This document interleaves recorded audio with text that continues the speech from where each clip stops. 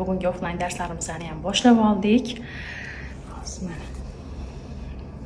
Mana siz tushmaysizlar, xavotir olmanglar. Mana sizdan hozir отзыв olamiz.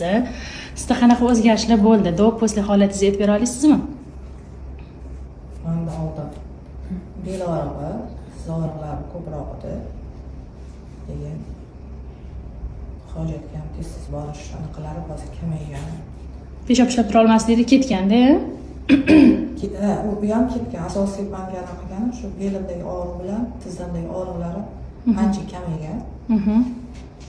Anaqa o'zimni eng sezilarligi shu nimani ko'tarilganini sezaman. Bachadonlaringiz ko'tarilgan. Ko'tarilganga o'xshaydi. Unaqa qilish. Necha yoshdasiz? 57 yosh. 57 yoshdalar. Mana qizlar ko'ryapsizlarmi?